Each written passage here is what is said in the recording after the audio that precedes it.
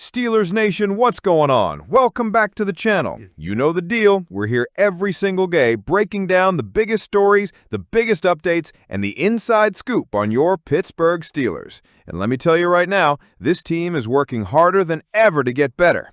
Every practice, every meeting, every adjustment is about one thing: making sure 2025 isn't a repeat of what happened at the end of last season. And before we jump into today's huge news, do me a quick favor. Smash that like button for your Pittsburgh Steelers. And if you haven't already, hit subscribe so you never miss a moment of black and gold coverage. Trust me, this is a season you'll want to follow from start to finish. All right, let's dive in. Steelers Nation, we all remember how the 2024 season ended, and not in a good way. A brutal 5-game losing streak crushed playoff hopes, and nothing about it was acceptable.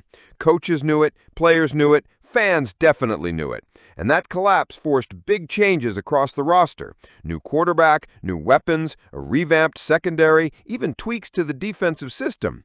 But one of the most interesting upgrades this offseason didn't come from a trade or a free agent signing. It came from within, and it starts with linebacker Patrick Queen. In a recent interview on the Steelers' official YouTube channel, Queen was asked about stepping into his second year as the defensive quarterback, the guy wearing the green dot, calling out plays, adjusting to what offenses throw at them. And Queen didn't hold back. He said this: "It's way more simple now. I got a feeling on what the coaches want to call, especially in certain situations. I'm more familiar with the guys around me. Me and Peyton Wilson got a real good connection on who's making what call and when and why we're doing it. I'm definitely more comfortable, and now it's time to go out there and make more plays." That right there, Steelers Nation, is music to our ears. Because if you followed the team last year, you know how communication on defense was a nightmare.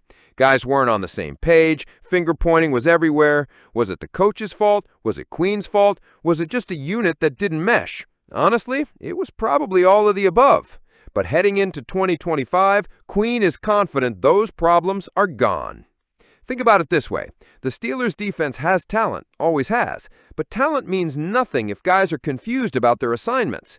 Last season, too often we saw blown coverages, late reactions, and miscommunication that turned into huge plays for opposing offenses. Now, Queen has a year under his belt in the system. He knows the playbook, he understands Tomlin and Terrell Austin's expectations, he's building chemistry with Peyton Wilson and the rest of the defense. That means instead of spending time pointing fingers or second-guessing, this defense can actually play fast, aggressive Steeler-style football. Even head coach Mike Tomlin is doing his part, reportedly installing a new quarters package designed to simplify checks and make audibles easier. Will it work? We'll see in Week 1. But at least this time, the Steelers aren't going to get caught flat-footed like they did last December. Let's be real. Queen's first year in Pittsburgh was not his best. Career lows and tackles for loss, QB hits, and interceptions. That's not what the Steelers signed him for. But maybe part of the issue was that he was too busy being the traffic cop, trying to get everybody lined up, instead of flying around and making plays. Now that the communication issues are ironed out, Queen has no excuses. This needs to be a bounce-back season.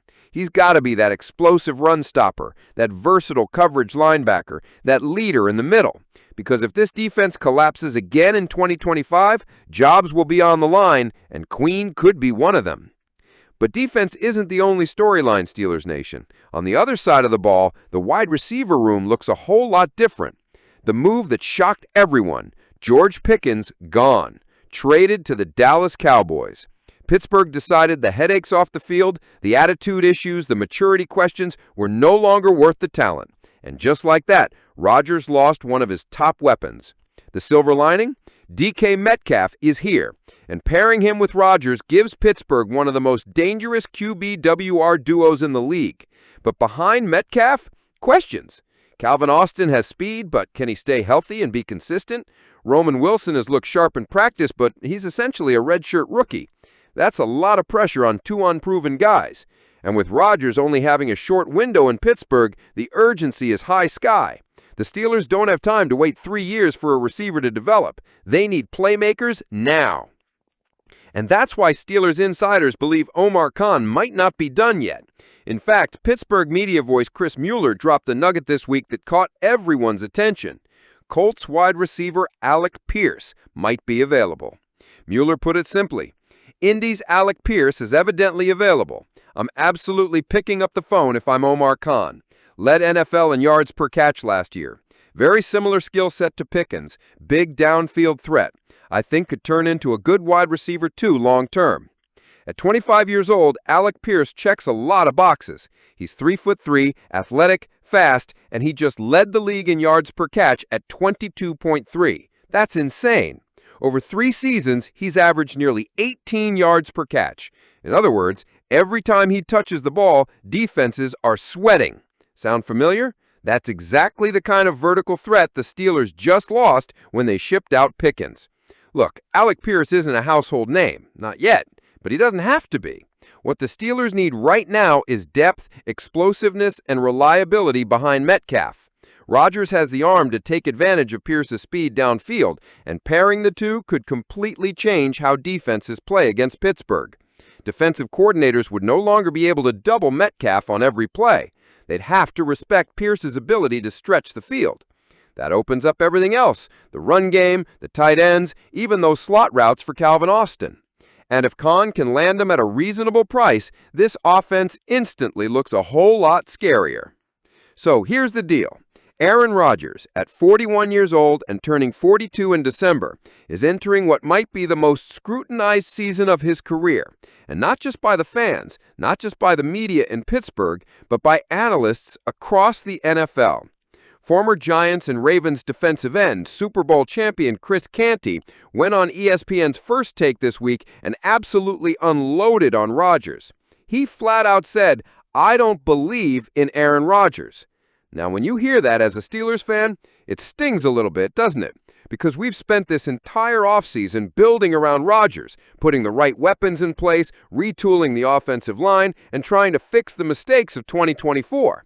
And yet, here comes a respected voice in the NFL world telling the country that Pittsburgh's quarterback isn't the answer. Let's start with the obvious. For the second straight season, Rodgers didn't play a single snap in preseason. And for Mike Tomlin, that's unusual. He's never allowed a healthy starting quarterback to completely skip preseason before. Now, Rodgers hasn't really been a preseason guy for years. His last real action in an August game came back in 2018. Even during his Jets stint, he only played 10 snaps. So on one hand, this isn't shocking. On the other, it raises some eyebrows.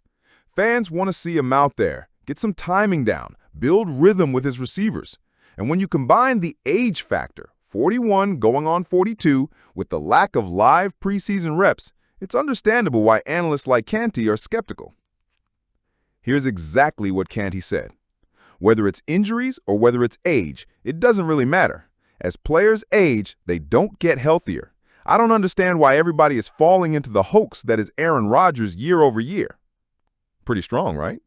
He went on to argue that the Jets, Rodgers' old team, were actually better without him. That's right, better with Trevor Siemian, Tim Boyle, and Zach Wilson. He pointed out that the Jets went 7-10 in 2023 without Rodgers, and then just 5-12 in 2024 with Rodgers playing all 17 games. Now, numbers like that sound bad, and on the surface, they feed into Canty's argument. But let's be real. Rodgers threw for 3,700 yards and 31 touchdowns last season. That's light years ahead of what those Jets quarterbacks managed. They barely cracked 3,000 yards combined and threw just 11 touchdowns in 2023. So it's not as simple as saying they were better without Rodgers. Context matters. But Canty didn't stop there. He pointed directly at Pittsburgh's offensive line and basically said Rodgers won't survive behind it. Last year, the Steelers allowed 49 sacks, tied for 9th worst in the NFL. They also gave up a sack on 8.9% of dropbacks, the 5th worst rate in the league. Compare that to the Jets line in 2024, which actually protected Rodgers better than people expected, and you start to see why analysts like Canty are concerned. Canty said, "You're talking about the Pittsburgh Steelers being bottom 10 in the league in sacks allowed from last season. When it comes to Rodgers, I struggle to see how he's going to raise the floor from what we've seen over the last half-decade. Having experience don't mean a damn thing if you physically can't go out there and do the job." Those are fighting words. And as much as Steelers Nation might not want to hear it, He's not completely wrong. Broderick Jones struggled last year. The line had issues. Even with first-rounder Troy Fautano stepping in, there are still a lot of ifs about this unit.